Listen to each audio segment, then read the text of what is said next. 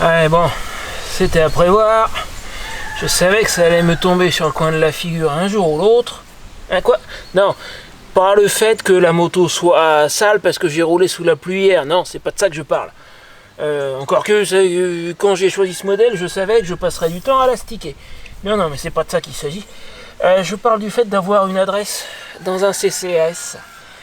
Il y a un très très gros défaut, c'est la solution la plus utilisée à ma connaissance par les gens qui comme moi sont totalement nomades pour avoir une adresse reconnue par l'administration. Ça permet d'avoir quand même quelque chose pour les impôts, pour la caisse d'allocation familiale, pardon, pour des choses comme ça. Mais ça a un très très gros défaut et qui vient de me tomber sur le coin de la figure. Et en plus, je savais qu'un jour ou l'autre, ça allait se produire. Je m'y attendais, c'était qu'une question de temps. Alors, on va parler de tout ça. Je vais t'expliquer le problème, pardon. Peut-être une solution potentielle à laquelle j'ai pensé, mais que j'ai pas encore testé. Parce que si jamais un jour tu veux faire comme moi, bah, tu vas fatalement, obligatoirement, un jour ou l'autre, te heurter à ce problème-là. Allez, je finirai de la nettoyer tout à l'heure. Je t'explique. Bon. Reprenons depuis le début. Pour ceux qui découvriraient tout juste ma chaîne, donc je suis nomade avec une moto, à présent celle-ci, même si j'ai longtemps roulé avec une autre moto, ma vieille Rocinante. Entre parenthèses, le nom de la moto ça vient, hein. J'aurais dû la sortir aujourd'hui, puis j'ai quelque chose d'autre qui m'est tombé dessus, pas d'inquiétude, ça vient. Donc je suis nomade depuis novembre 2020, c'est-à-dire que je n'ai plus aucune attache, pas d'appartement, pas de maison, donc pas d'adresse officielle. Et les gens qui sont dans ma situation ont besoin en fait d'une adresse qui soit reconnue par l'administration. J'ai une boîte postale, un service qui s'appelle Courrier du Voyageur, qui me scanne mon courrier, qui éventuellement peut me le renvoyer. Ça me coûte quelques frais, mais au moins, déjà, je reçois quelque chose chez eux, je sais ce que j'ai reçu. Ils vont le scanner, je vais le voir en ligne, je sais ce que c'est. Et si j'ai besoin de récupérer le document d'origine, je peux leur demander de me le remettre dans une enveloppe et de me l'envoyer là où je suis sur le moment. Mais ça ne marche pas pour l'administration. Et puis en plus de ça, avec une boîte postale, tu n'as pas d'attestation de domicile. Donc il faut autre chose. Et les gens qui sont comme moi, pas nécessairement à moto, hein, les nomades d'une manière générale, et puis plus globalement, les SDF, parce que légalement c'est ce que je suis, entendons-nous bien, en général on utilise tout simplement la domiciliation dans un centre, ça doit être, le deuxième C, ça doit être communal, centre communal d'action sociale. C'est la solution classique, à moins de pouvoir être domicilié chez quelqu'un de ta famille par exemple, mais moi, dans les médias, c'est pas mon cas, c'est pas possible. Donc il me reste le CCAS, Centre Communal d'Action Sociale. Alors au CCAS, ils me fournissent une adresse qui est acceptée par l'administration, ils me fournissent une attestation de domicile, j'ai qu'à leur demander, ils me font un certificat disant oui, monsieur Sismondo est bien domicilié chez nous. Et pour les organismes qui demandent une attestation de domicile, ça marche. Par exemple, je viens juste de le faire, pour la carte grise d'un véhicule, on peut te demander une attestation de domicile. C'est marqué quand tu fais la démarche. Ils ne me l'ont pas demandé, mais ils auraient pu, ou ils pourraient me le demander à n'importe quel moment. L'attestation avec le CCAS, je l'ai. Et le courrier envoyé par l'administration arrive au CCAS. Par contre, le CCAS, c'est pas Courrier du Voyageur. Ils n'ouvrent pas ton courrier, ils ne sont pas habilités pour ça, donc ils ne peuvent pas te dire ce qu'il y a dedans. C'est pas un service de suivi de courrier, donc ils ne vont pas te le renvoyer. Le courrier arrive chez eux, éventuellement pour les trucs importants, je ne sais pas si tous les CCAS le font, le mien le fait, ils vont t'envoyer un email ou t'appeler en te disant voilà, il y a une recommandée qui est arrivée pour vous par exemple, mais ça s'arrête là. Ils ne peuvent pas te dire ce que c'est, ils ne peuvent pas te donner des informations qui seraient contenues dans le courrier vu qu'ils ne vont pas l'ouvrir. Et c'est là que le bas blesse. Je vais revenir à peu près un an en arrière, le 29 ou le 30 septembre, un truc comme ça, 2022. Moi, je suis en route avec Rocinante pour chez ma sœur à côté d'Alès. Je suis entre l'Auvergne, où je viens de passer 5 jours, et chez ma sœur qui habite à côté d'Alès. Je suis en route entre les deux, donc je suis dans le sud de la France. Mon CCAS, il est en Normandie, à côté d'Alençon. Donc, j'ai pas fait le calcul, mais il y a quoi il y a 7 ou 800 km. Je reçois un appel. J'étais sur la route à ce moment-là, je reçois un appel avec mon intercom qui est sur mon casque. C'est une employée de la mairie qui me dit voilà, il y a un courrier pour vous qui est arrivé qui semble être important. à l'en-tête République française. Bon, bah ouais, mais moi je suis dans le sud de la France, destination l'Espagne pour l'hiver. Non seulement j'ai pas le temps de remonter pour le chercher, mais en plus, j'ai pas les moyens, l'essence c'est pas donné. Et j'ai une réservation en Catalogne pour le 7 octobre, on est le 29 ou le 30 septembre. Je peux pas revenir, c'est pas possible. Et je n'ai personne sur place qui puisse venir récupérer mon courrier. Donc bah ouais, effectivement, alors a priori je me souviens plus, je pense que ça devait être une recommandée en tête, je suis pas sûr, hein, mais c'est un courrier en tout cas à en tête de la République française. C'est peut-être un truc important effectivement, mais je peux pas voir ce que c'est. Maintenant, moi tout de suite, après cet appel, je commence à me dire, bon, si c'est la CAF, la caisse d'allocation familiale, j'ai dans mon compte chez eux quasi systématiquement une copie de tous les courriers qu'ils m'envoient. Donc quand je vais arriver chez ma soeur, demain au pire, je regarde dans mon compte à la CAF et puis je saurai. Si c'est les impôts, l'autre organisme qui peut m'écrire à cette adresse-là, bah pareil, dans mon compte chez les impôts, chez le fisc, j'ai une copie des courriers qu'ils m'envoient. Donc si c'est ça, pareil, je regarde demain, je vais le savoir. Bon, je regarde les deux, il n'y a aucun courrier, ni de la CAF, ni des impôts. Bon, c'est pas ça. Est-ce que ça pourrait être un PV? Problème. Il n'y a aucun moyen de savoir si tu as reçu une amende juste en ligne sur tes comptes chez l'administration, etc. Ils te diront pas si tu as reçu une amende. La seule chose que tu puisses faire, c'est payer l'amende, mais pour ça, il faut avoir la référence de l'amende. Donc en soi, je ne peux pas savoir. Par contre, je me dis, il y a un moyen détourné de savoir. Si j'ai reçu un PV, ça va être un PV pour excès de vitesse, un radar automatique à tous les coups. J'ai dû perdre au moins un point ou des points sur mon permis. Je fais toujours très très attention, mais c'est possible de se faire avoir. Hein. C'est vite fait avec leur... voilà. Bon, je ne vais pas rentrer là-dedans, mais tu me comprends. Donc, il y a un truc que je peux faire, c'est consulter mon solde de points. Ça, je peux voir.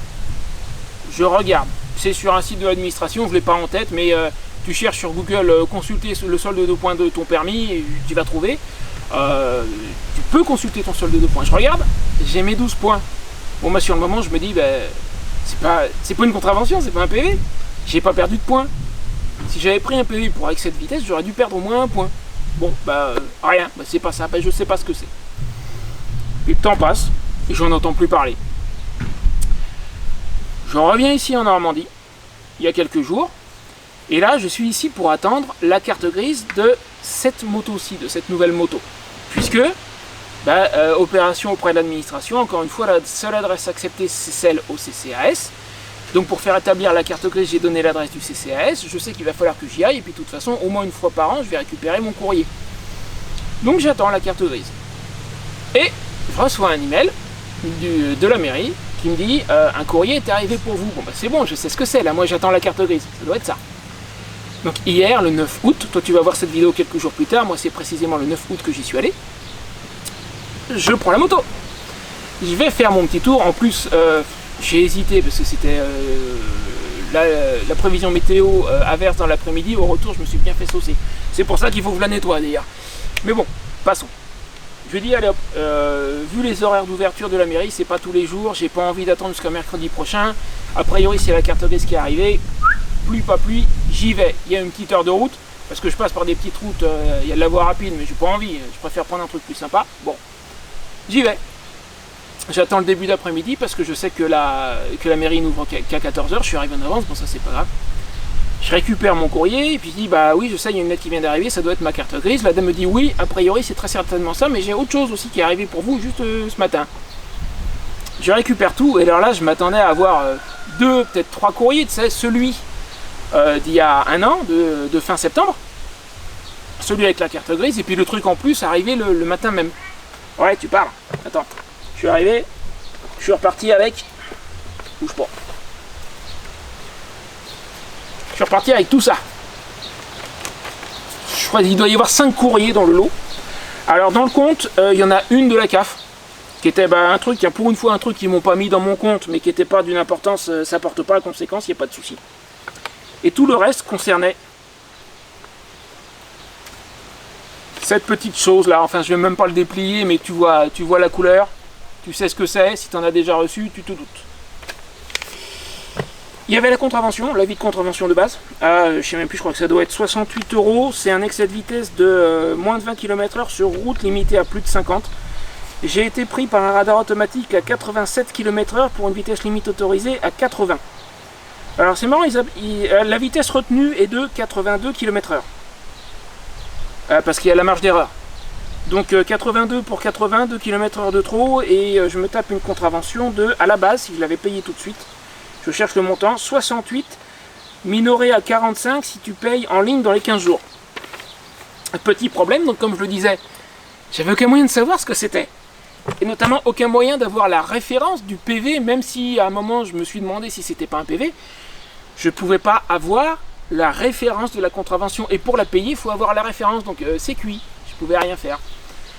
J'arrive ici, donc j'ai la contravention, j'ai un rappel, j'ai une majoration, j'ai une lettre d'huissier. Ça c'est la dernière, c'est celle qui est arrivée hier matin, juste avant que je vienne pour récupérer mon courrier. Une lettre d'huissier qui me menace de différentes choses, je vais en reparler, d'ailleurs des conséquences éventuelles qui ne sont pas non plus dramatiques. Faut pas prendre peur, faut pas se laisser avoir. Enfin en tout cas dans mon cas, quand on est nomade, les conséquences sont relativement limitées. Mais je vais en parler après. Donc, je n'avais aucun moyen d'être mis au courant de l'existence de cette contravention et encore moins de la référence, donc aucun moyen de la payer dans les temps. C'était juste pas possible. Et c'est ça le problème quand tu es domicilié dans un CCAS, c'est que, à moins que tu restes dans les parages et que tu ailles chercher ton courrier une fois par semaine, ben sans ça, tu peux pas savoir ce qui est arrivé. Et quand tu reçois un truc important, typiquement un PV pour excès de vitesse, tu peux pas le payer. Alors soit tu te fais domicilier chez quelqu'un de ta famille, mais encore une fois, je n'ai pas cette possibilité dans l'immédiat. Alors en théorie, je pourrais, mais comme je suis encore partiellement dépendant de la caisse d'allocation familiale pour mon revenu, ça voudrait dire dans mon cas changer de département, donc changer de CAF, donc avoir un délai entre les deux. Je l'ai déjà fait une fois quand je suis parti de l'Essonne et que je suis venu m'installer dans l'Orne, c'était il y a 6 ou 7 ans, et je me suis retrouvé sans rien pendant, je sais plus, 2 ou peut-être 3 mois, le temps que la CAF de l'Orne prenne une décision sur mon compte. La CAF de l'Essonne avait cessé ses paiements au bout d'un mois parce que j'étais plus chez eux, et entre les deux, je me suis retrouvé sans rien. J'ai pas envie qu'ils se produisent encore la même chose, donc je peux pas aller me faire domicilier par exemple chez ma soeur qui est dans le 45.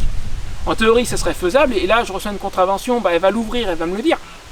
Mais à cause de ce problème avec la CAF, je peux pas me permettre de le faire dans l'immédiat. Autre possibilité, avoir quelqu'un de confiance dans les parages à qui tu fais une procuration pour aller chercher ton courrier. J'ai plus personne à proximité. J'ai mes amis qui sont là à la ferme Kerflaveur, mais il y a 1 heure de route, je vais pas leur demander d'aller récupérer mon courrier à 1 heure d'ici, ils ont autre chose à faire, l'essence c'est pas donné, je vais pas leur demander ça. Troisième option, celle que je pourrais peut-être appliquer dans quelques temps. Je pense que ça doit pouvoir marcher, mais je précise que j'ai pas testé encore. Faire un renvoi de courrier à la poste. S'ils ne demandent pas de justificatif de déménagement ou quoi que ce soit, et je pense que non. J'avais regardé il y a quelques temps, je pense que pour l'année ça doit être 69 €. C'est pas non plus une somme pharaonique. Et ça me permettrait par exemple de faire renvoyer ces courriers là, il n'y en a pas beaucoup en plus, chez ma soeur, par exemple, sans être pour autant domicilié chez elle. Pour la CAF, je suis toujours domicilié, et pour les impôts, je suis toujours domicilié au CCAS. J'ai toujours mon attestation de domicile, mais les courriers sont envoyés ailleurs, et donc je vais pouvoir avoir connaissance de ces courriers. Ça serait, je pense, la solution. Maintenant, pour mon petit cas personnel et ce PV. Alors tout d'abord, que dit la lettre de l'huissier et pourquoi ça m'affole pas excessivement? Alors déjà, il va falloir que je la retrouve dans le lot. C'est pas... Si, tiens, c'est celle-là. Alors, il me menace de tout un tas de choses. Alors, je précise parce que j'ai fait des recherches. S'il s'agissait d'une société de recouvrement, c'est là où il ne faut pas avoir un arrêt cardiaque pour autant. Parce qu'elles ont des pouvoirs très limités, elles ont des méthodes de mafieux, elles vont te menacer de tout un tas de trucs qu'elles n'ont en réalité pas le droit de faire. Par contre, dans mon cas, l'entête dit commissaire de justice associé, c'est-à-dire en gros c'est un huissier. Donc là, ce qui m'annonce, c'est quelque chose qu'ils peuvent réellement faire. Maintenant, je vais partir du bas, le moins important, pour moi en tout cas, pour arriver vers le haut. Il n'y a qu'une seule conséquence potentielle qui puisse vraiment m'affecter. Alors, vous avez 48 heures pour envoyer votre règlement. À défaut, l'ensemble des procédures d'exécution pourraient être engagées pour le recouvrement de cette dette. Alors, je pars du bas, donc. Saisie de vos meubles à Écouve 61 250. Bah ça c'est le CCAS. Mes meubles, ils peuvent toujours s'accrocher et à rien. Des meubles, j'en ai pas. J'ai des vieilles affaires dans un stockage, mais c'est un truc privé, ils n'ont pas l'adresse et puis de toute façon ça vaut rien. Donc ils peuvent toujours courir. De ce côté-là, cette conséquence-là, je m'en fiche pas mal. Saisie de votre salaire entre les mains de votre employeur. J'ai pas d'employeur, j'ai pas de salaire. Pareil, ils peuvent toujours courir. La ligne du haut, par contre là, fait un peu plus peur. Blocage et saisie de vos comptes bancaires. Alors je vais commencer par la partie saisie. Elle m'inquiète pas vraiment. Parce que des tentatives de saisie, j'en ai déjà eu. J'en ai parlé dans une autre vidéo il y a quelques temps. J'ai le fisc sur le dos pour mes impôts de 2017. Depuis 2019, ils essaient de me saisir environ 3 fois par an, à peu près, tous les 3-4 mois. Comme mon compte est systématiquement en dessous du minimum insaisissable, il y a un solde insaisissable qu'on ne peut pas t'enlever. C'est le nécessaire pour pouvoir manger, payer tes factures de base, etc. Équivalent au montant à peu près au montant d'un RSA, je crois qu'actuellement ça doit être 560 € et quelques.